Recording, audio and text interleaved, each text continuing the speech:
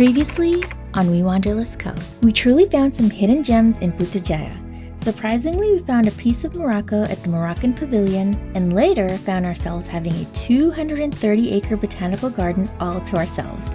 That's rare, right? But it was oh so beautiful. This botanical garden is so underrated and a great place for photography, but today we get to visit the crown jewel of Putrajaya, the floating pink mosque, also known as the Putra Mosque.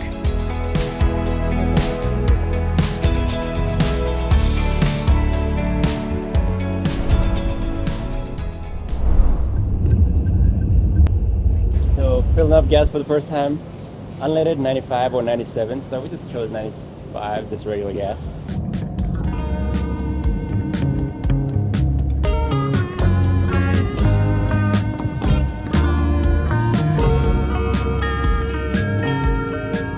So we made a quick stop here at the Iron Mosque, and the special thing about the Iron Mosque is that it's 70% steel and 30% concrete. That's a whole lot of steel. Yeah, and it's surrounded by beautiful buildings. We have the Islamic Financial Center as well as like so many other beautifully architecturally designed buildings. So right behind us is the monorail bridge. I guess they decommissioned it because it basically cuts off at the very end. And then there's the other bridge behind it. It is a nice waterfront walk. So beautiful day to spend out here, right in front of the waterfront. Yeah, so I would highly recommend coming out here if you're in Putrajaya.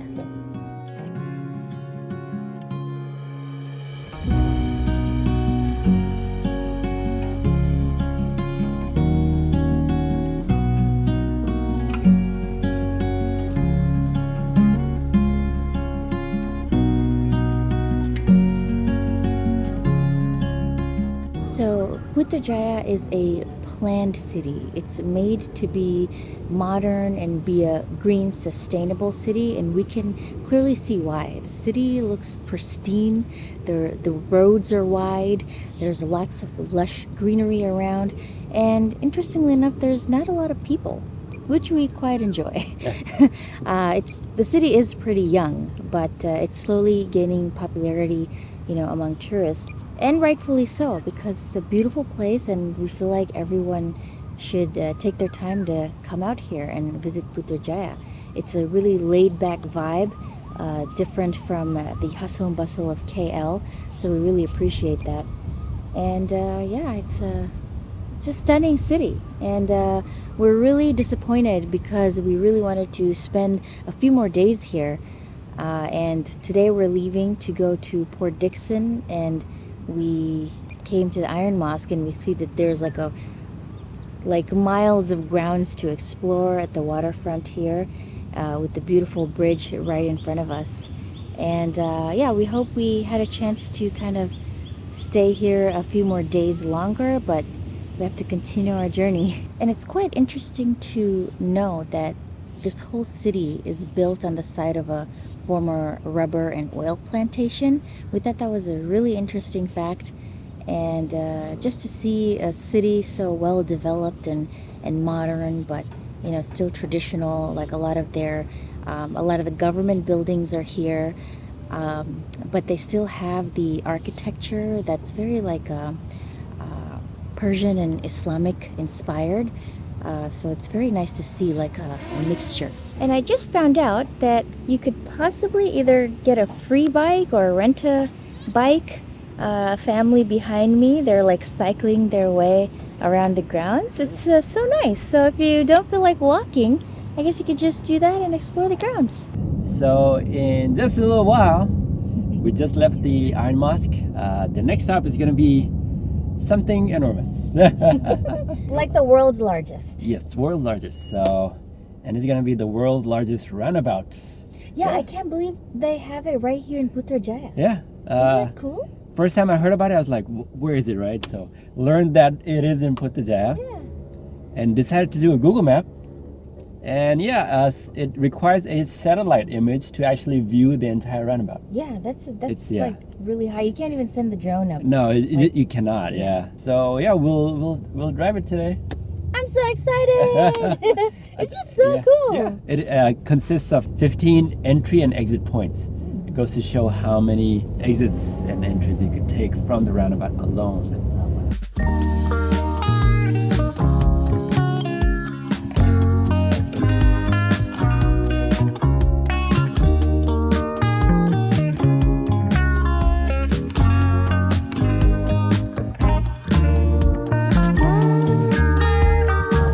Still a long ways to go.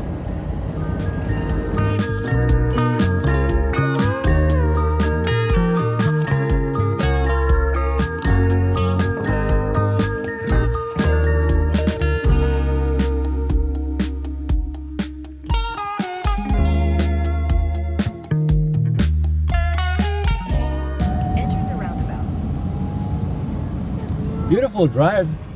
Very nice. Wow, it's so majestic. Wow. I'm so glad that we came out here. So for women, even if you are wearing a dress, you are required to get a robe just so you can cover your hair. So I'm excited to get my Putra Mosque robe that I've been seeing all over the internet. I get to wear it today. I truly appreciate that they provide robes and it's free. Yeah. We have like so many tourist buses outside and there's so many tourists here that all the ladies got a nice robe. And yeah, I just really like that it's free. It's a pretty rose color, just like the rose tinted granite on the dome. Let's go inside. Alright guys, we are here at Putra Mosque. This is actually the principal mosque here in Putrajaya, and a lot of people actually come to Putrajaya to visit this very mosque. It is so beautiful, it's rose colored, and I know you guys recommended us to come to this very mosque here. If you guys watched our Eid video, we went to the Wilayah Mosque, and a lot of you recommended for us to come to Putrajaya for this beautiful mosque, and here we are today. And the feeling is incredible. It is so just majestic, just sitting there, like indescribable. I would say pictures do not do it justice. This and the Prime Minister's building, which is across the street, it's enormous. Like real life, it makes you look this small. You know, like I feel like all the pictures that are taken from so far back just to be able to capture everything within the frame. Yeah. I would highly recommend, if you're coming to Putrajaya and you have only like a day trip, or you're taking a day trip from KL coming here, this is the main thing. It's a must. Visit. Yeah, it's a must do. Yeah. So let's go inside, see how it is. Mosque is open from 9 a.m. to 10 p.m. Yes.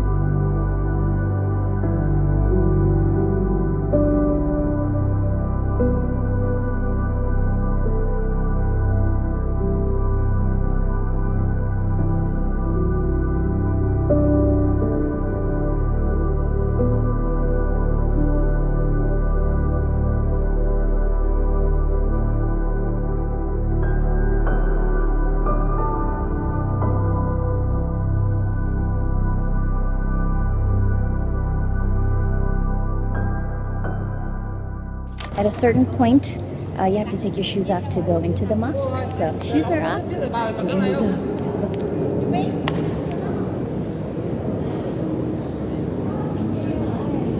Really? Let's go. Quite interesting. The area for tourists is quite small, and it is separated. So the people who are here to utilize the mosque and pray, it's on one side, and for the tourists, it's on the other side. Auntie, what's your name? Aziza. Aziza, nice to meet you. So this mosque is just like Wilayah mosque open, but I think we was started much earlier. 2 years different, I think. Oh, okay. In fact, so we are under an NGO. So you're volunteering your time now? Yeah, because I'm retired already. Yeah. So that's what I've been doing, and I feel very rewarding. You know, we are able to, especially to explain about all this. It's very interesting, even for us, because we're. I mean, we take for granted things, and we Right. thought we know, but actually we don't know. Right. When we Yeah, want yeah. to try to explain, then you remember. You don't know much. Islam means you submit, you worship and submit. It's the will of the one and only Creator. That's what I told. I told him we cannot do this in 3 months. Yes. It gives us more reason to come back and Yes, explore you are more. always welcome. What were you saying? What makes the best chendol is when you taste the chendol and the red bean is so soft it melts in your mouth. Oh, That's wow. the best chendol. Okay. I guess we gotta find that nice chendol place. Yeah. Because some chendols they do have red beans, but it is hard, you know. Oh, okay. It isn't so nice. But then if it is, I know they have boiled it in such a way that it is soft Yeah. and it's. So we got a chance to talk to a few volunteers. So actually, this mosque is actually run by a NGO, and instead of the government or anything like that. Yeah, it's not being funded yeah. by the government. Yeah. So gave us some really insightful tips, and not just about the mosque, about the city, traveling through Malaysia, but a few fun facts about the mosque which we did not know at all. Yeah. Was the fact that the mosque was built first. Yes. And then they poured in the water, Which took 3 months to fill. yeah, So we were thinking like, oh, how, like it's almost Yeah. like a floating mosque. Is it floating on top of the water? But actually they dug up, it was just all land. yeah, So they dug it up. So it was like valley and then mountains. So they dug it up. They placed the mosque here first. And then and it they took filled 2 it years here. to build the mosque. Yeah. This Very ginormous fast. of a mosque, it's ginormous, yeah. Yeah. Only 2 years, Yeah. yeah. As compared to the Iron Mosque, which was kind of like around 6 years. Yeah. Yeah. And then what, three months to fill in, they actually brought in water from the river that's close by. Yeah. And ever since, it's just this whole area has been developing. You know, being a green city, a plant city. So this was in the plans of it. We're actually right by the waterfront. The mosque is sitting on the water, so Yeah, it's beautiful. plenty of jogging opportunities, cycling. And kayaking. I Kayaking, saw a yeah. couple kayaking, like couples and like Yeah. single people just kayaking. It's a beautiful day to just spend like your whole day here. It is, it is. Maybe It's- have a picnic. Yeah, I would totally sit across the park or sit across the waterfront and yeah, just picnic. Yeah, you could just spend your whole day here. We were just right at the Taman Botanical Garden Yes. yesterday. Beautiful views from there, but also just kind of coming up, like being on the property of the mosque. Just the view from this place. I mean, Yeah. it's high already, and just the sun glistening on the water. It's It's gorgeous. We're really disappointed. Yeah. Like we should have just stayed at least a couple of days Yeah. Mhm. longer, but we've already like booked our hotels and we also do have a rental that has a return date. But wow, like we have to come back. yeah. Yeah. We love Putrajaya. So a big thank you to the volunteers that helped us out. Yes, Yeah. Auntie Aziza, thank you so Yeah. much. She's super sweet. Yeah. And then also our big brother, Mazlan, I Mazlan, think. yeah, Yeah. Thank you so much. Yeah, he actually told me that the dome is actually 64 meters high by a radius of 34 or a diameter of 34. And just how he kind of explained to us what the meaning behind the big dome is.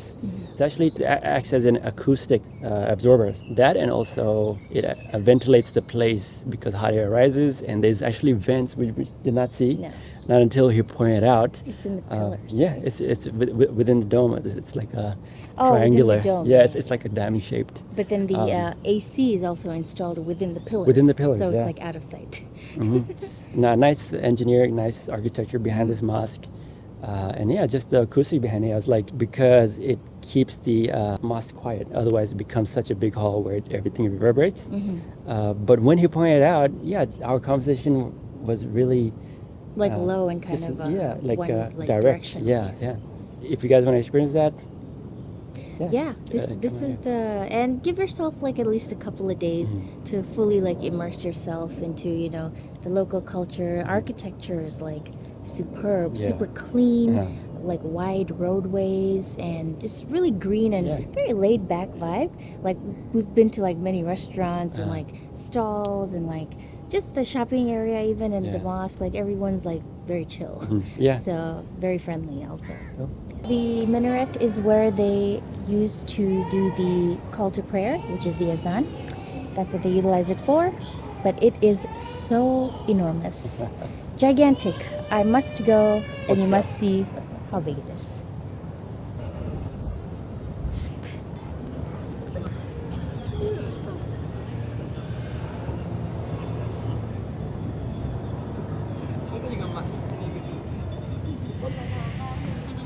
Well, we got a chance to do the roundabout, but you get a nice view of the actual government building, Perdana Putra. It's actually under construction right now, so there's scaffolds over there, but normally it has a green tint to the dome. And we have the Putrajaya city sign, so yeah, a nice photo op. But the fact that you're looking straight onto the building is very nice. Next on WeWanderlustCo.